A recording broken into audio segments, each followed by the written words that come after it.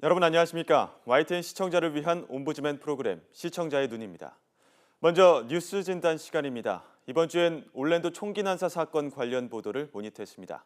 이정남 시청자 평가원과 국제부 조수연 기자 나오셨습니다. 안녕하십니까? 안녕하세요.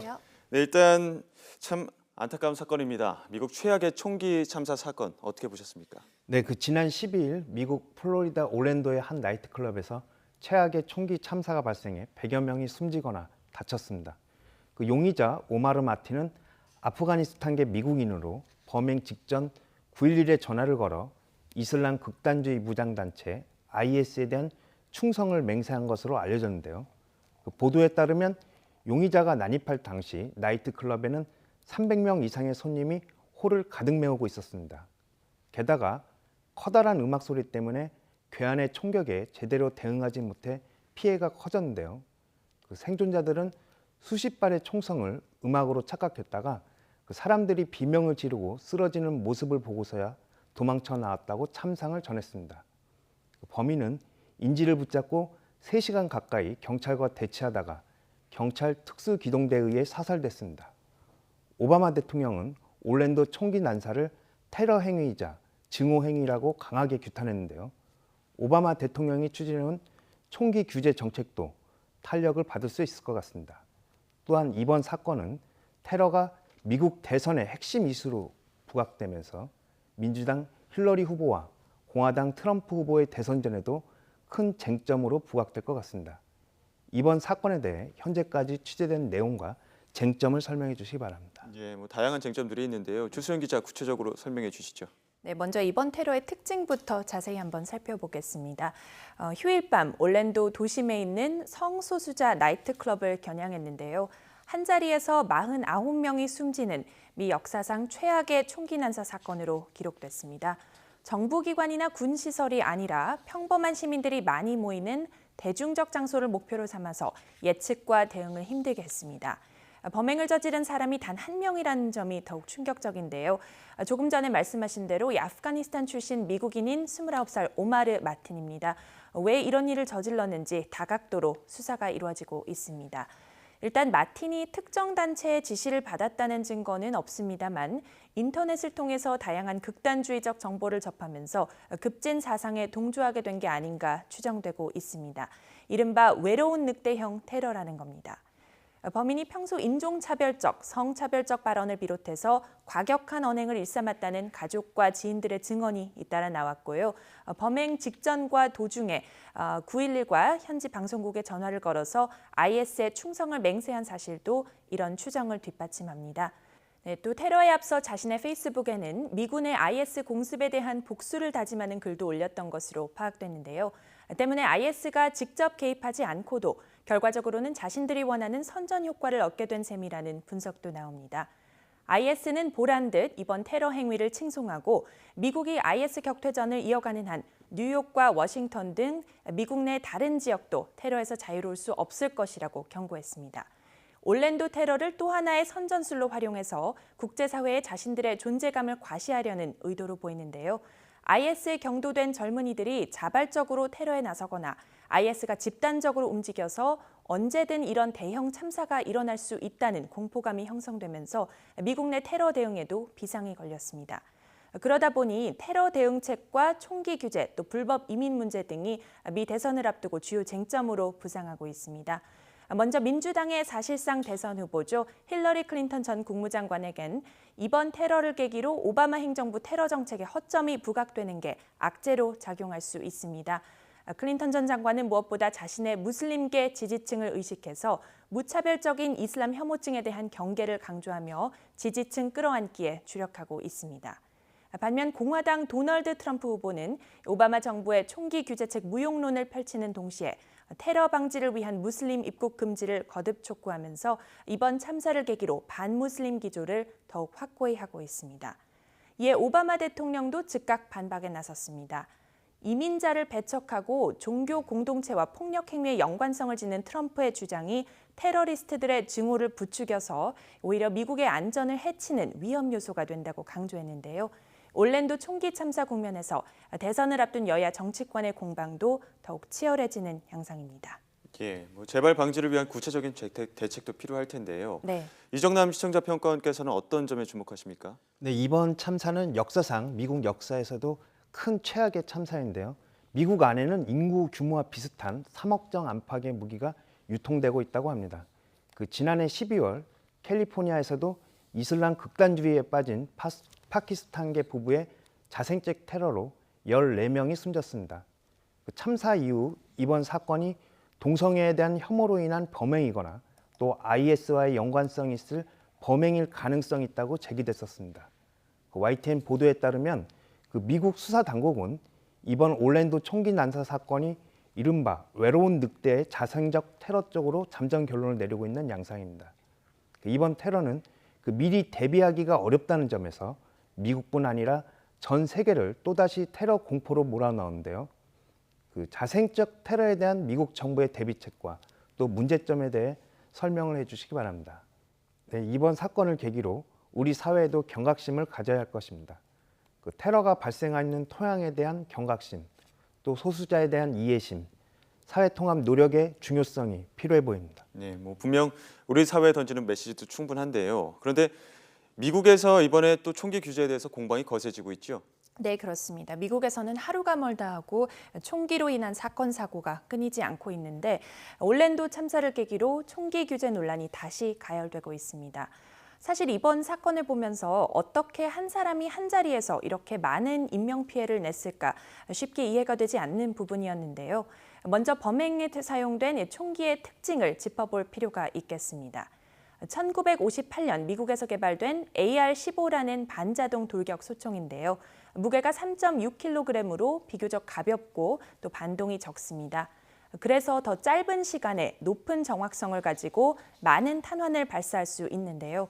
최근 몇 년 사이 미국에서 일반 시민들을 상대로 한 총격 사건 가운데에도 이 무기가 사용된 경우가 많았습니다. 대표적으로는 지난해 12월 14명을 숨지게 한 캘리포니아주 샌버나디노 요양시설 총기 난사가 있고요. 또 2012년 12월이었습니다. 어린이와 교사 등 26명이 희생된 코네티컷주 샌디옥 초등학교 총기 참사를 예로 들을 수가 있겠습니다. 이렇게 단시간에 권총보다 훨씬 많은 피해를 낼 수 있고 또 일반인들도 손쉽게 다룰 수 있어서 더욱 철저한 규제가 필요하다는 주장이 제기돼 왔습니다. 지난 1994년 10년 기한으로 이 무기를 금지하는 법이 제정되긴 했습니다만 총기 업체들의 로비로 법이 연장되지 않아서 지금은 다시 사용이 가능해진 상황입니다. 행정명령을 통한 규제를 마련하겠다고 말해온 오바마 대통령은 올랜도 테러 이후에도 총기 규제 필요성을 거듭 강조하고 나섰습니다. 하지만 미국에서 가장 큰 로비 단체인 미국 총기협회가 야당인 공화당에 강한 영향력을 행사하고 있어서요. 법제화가 간단한 문제가 아닙니다. 공화당의 반대에 부딪혀 총기 규제 강화 법안이 번번이 의회 문턱을 넘지 못하고 있는 건데요. 그릇된 총기 사용이 얼마나 큰 참사를 부를 수 있는지 이번 사건을 통해서 다시 한번 절감하게 되면서 오는 11월 대선 때까지 미국 정치권에서 총기 관련 논의가 어떻게 진행될지 미국민뿐 아니라 국제사회가 관심 있게 지켜보게 될 것 같습니다. 네, 말씀 감사합니다. 이번 주에는 올랜도 총기 난사 사건 관련 보도를 모니터했습니다. 이정남 시청자 평가원 그리고 국제부 조수연 기자였습니다. 잘 들었습니다. 감사합니다.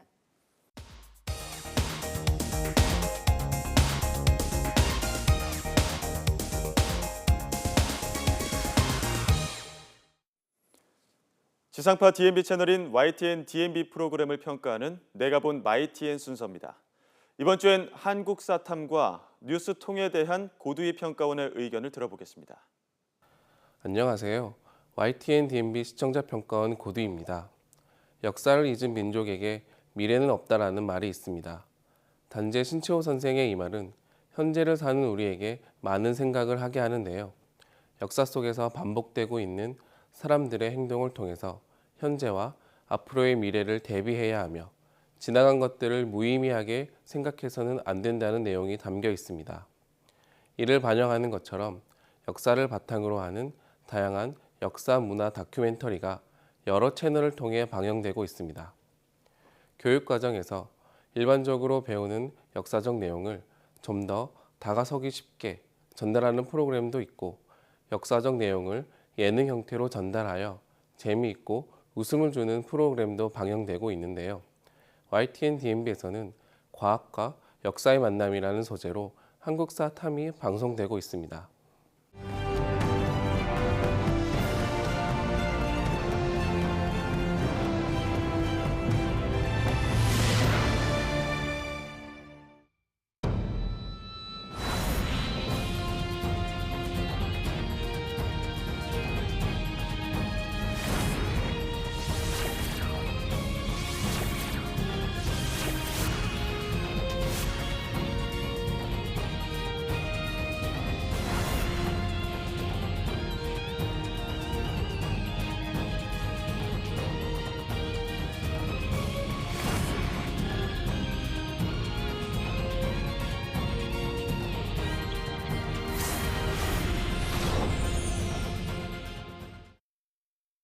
YTN DMB의 한국사 탐은 문헌과 고증을 통해 과거를 유추하는 방법에서 탈피하여 보건과학, 화학, 물리학, 지리학 등 다양한 영역의 과학 기술을 활용하여 역사가 가지고 있는 유형, 무형의 풍부한 유산들이 가지고 있는 미스터리를 밝혀내는 것을 목적으로 하고 있습니다.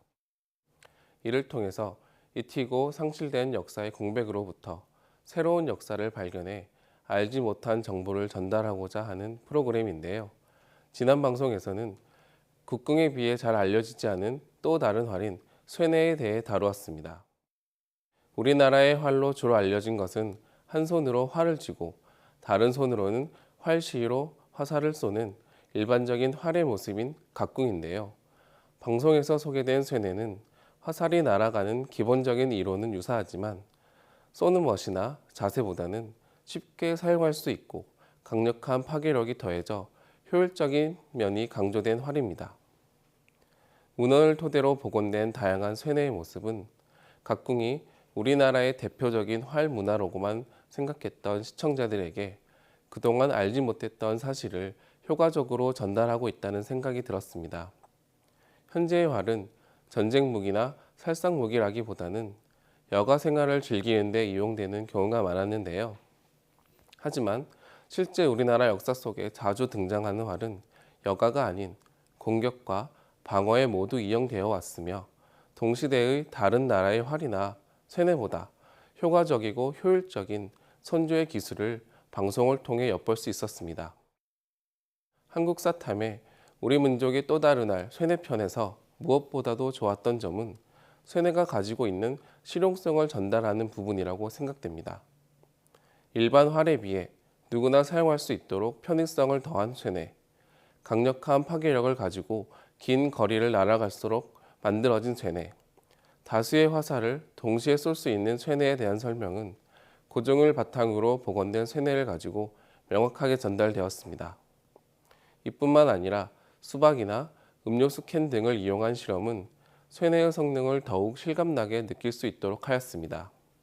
또한 현재의 과학기술을 이용해 사람의 팔의 힘과 다리의 힘을 비교하여 각궁과 쇠뇌가 가지고 있었을 파괴력의 차이를 보여준 것도 효과적으로 정보를 전달하는 좋았던 내용이라고 생각됩니다. 쇠뇌의 기록이 담긴 고려사나 조선왕조실록, 노회, 흥국신조 기계도설 등 쇠뇌에 대한 명확한 정의와 성능, 각궁과는 다른 차별점에 대해서 지난 방송을 통해 많은 내용이 전달되었지만 한 가지 전체적인 맥락을 해치는 내용이 있어 아쉬웠습니다. 쇠뇌에 대한 정보가 담긴 고서를 보관하는 장면에서 공기의 접촉을 막고자 중성지로 포장한다는 내용이나 한지가 보관에 유리하다는 내용이 전달되었는데요. 이는 쇠뇌에 대한 정보를 계속 전달하고 있는 상황에서 크게 관련이 없는 내용이 아닌가 생각되었습니다. 과거와 현재를 잇는 고서는 중요한 유물입니다. 이를 보관하는 방법 역시 중요한 부분이지만 전체적인 맥락을 위해서는 유물을 보관하는 첨단 과학기술 등과 같은 주제로 별도로 제작된다면 더욱 효과적으로 시청자들에게 관련 정보를 전달할 수 있을 것으로 생각됩니다.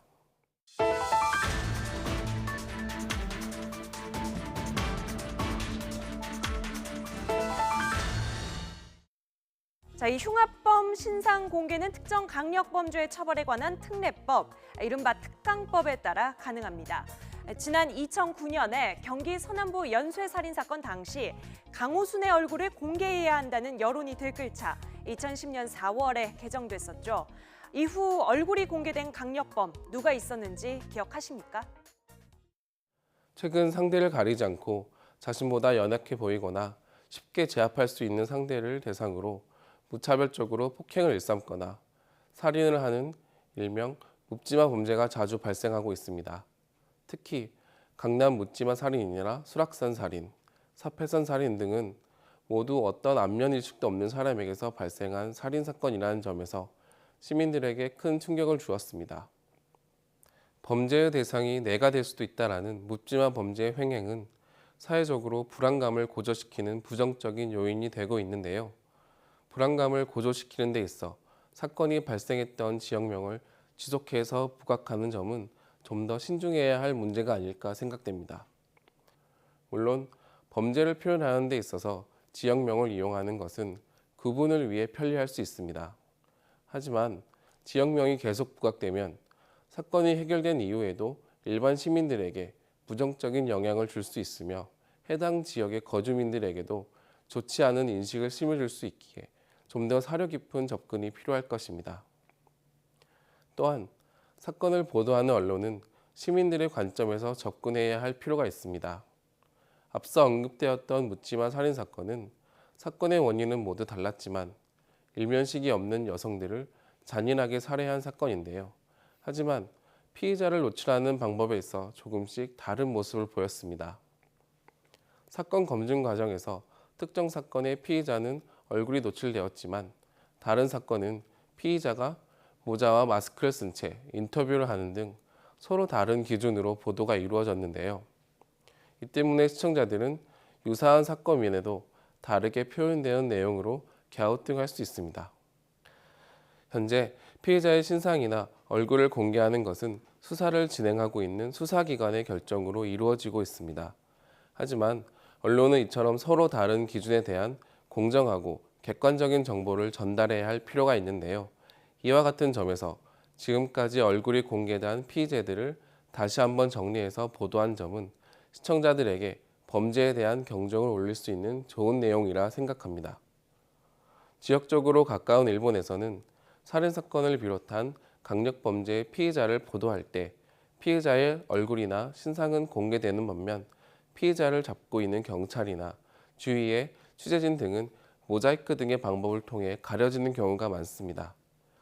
피해자의 신상을 보호하는 것이 중요한 것인지 사건 보도 방송 중에 노출되는 취재진이나 수사기관의 관계자 등의 신상을 보호하는 것이 더 중요한지 명확하게 판단하기는 어려운 부분이지만 어떤 상황에서도 사려 깊고 신중하게 보도하려는 언론의 자세가 꼭 필요하다고 생각합니다.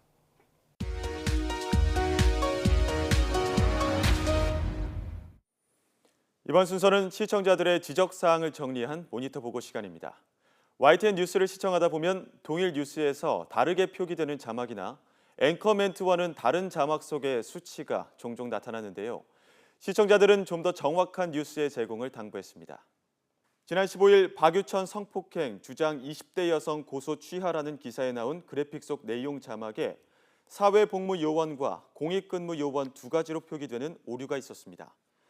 방송 중에 출연자가 2012년부터 사회복무요원으로 바뀌었다라고 말했으나 자막을 사전에 미리 확인했더라면 하는 아쉬움이 남는다는 지적이 있었습니다. 같은 날 대우조선 직원 회사 돈 180억 원 빼돌려라는 기사의 앵커 멘트에서는 169억 원이라고 했으나 화면 하단 자막에는 180억 원이라고 표기했습니다. 여러 번 지적된 사항이지만 브리핑 내용과 자막에 나온 수치는 가급적 통일을 시켜주면 좋겠다는 지적이 있었습니다. 그리고 14일 오늘부터 음주운전 단속 대폭 강화라는 기사의 그래픽 자막에서 불시 이동식 단속도라고 표기했는데 자막을 보면 단속도가 금방 이해가 가지 않았습니다. 이는 명사의 조사가 결합한 어휘이므로 단속도 뒤에 진행이라는 말이 첨가되어야 정확한 이해가 가능하다는 지적이 있었습니다. 또 본격적인 장마로 이것저것 준비도 필요하고 대책 마련도 해야 한다는 소식을 전하면서 제공된 그래픽에 요일만 표기했는데 시청자들은 장마 시작을 무척 궁금해할 것이므로 날짜도 추가하는 것이 정확한 정보 제공이었다는 지적이 있었습니다. 그런가 하면 노인 학대가 갈수록 증가한다는 기사를 전하면서 화면에 노인 학대 신고 전화번호가 노출됐는데 번호 뒷부분이 제대로 보이지 않아 시청자들에게 충분한 정보 제공이 되지 않았다는 지적이 있었습니다.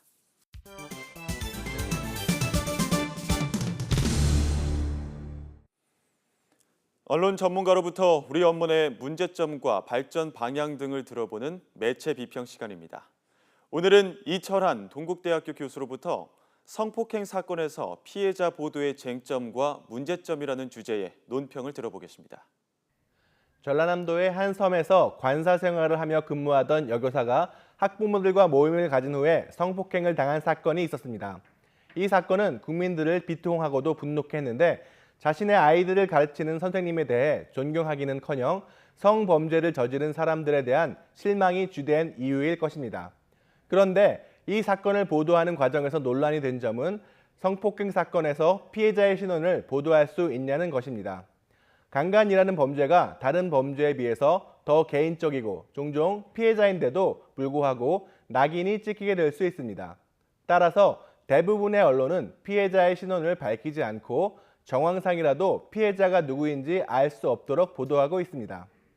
하지만 이번 사건에서처럼 좁은 지역에서 벌어진 일이면 언론이 아주 주의를 기울이지 않는 한 인적사항이 알려지기 쉽습니다. 일부 언론은 선정적으로 해당 지역을 구체적으로 보도하기도 하였습니다. 그 결과 해당 학교의 피해 교사가 아닌 다른 교사가 피해자로 오인받는 것에 대한 고통을 호소하기도 하였습니다. 여기에 더해 고위공무원이 해당 지역의 학교를 방문하여 재발 방지 노력을 발표하기도 하였는데 이는 매우 신중하지 않은 행동입니다. 방문에 대해 기자들이 취재를 하게 되는데 이를 통해서 사건이 일어난 지역과 학교가 노출되고 피해자의 인적사항을 일반인도 찾아볼 수 있게 하는 단서를 제공하였습니다. 책임 있는 공무원이 피해자를 만나서 회복을 기원하고 지원 방향을 이야기하는 경우는 있지만 피해자의 신원이 파악될 수 있게 피해 장소를 방문하는 일은 거의 없었습니다.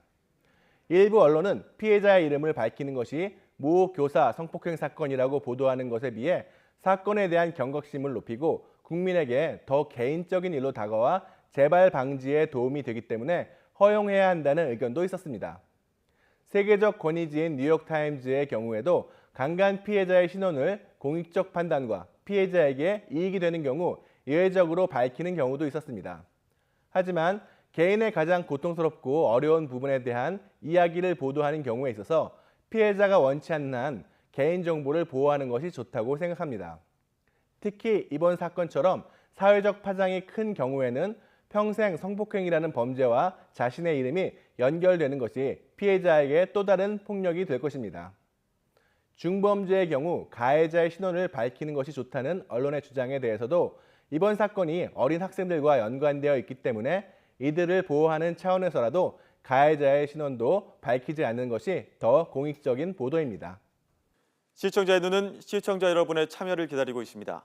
YTN 홈페이지에 시청자 의견 코너에 글을 남겨주시면 좀 더 정확하고 공정한 방송을 만드는 데 참고하겠습니다. 이번 주 순서는 여기서 마치겠습니다. 고맙습니다.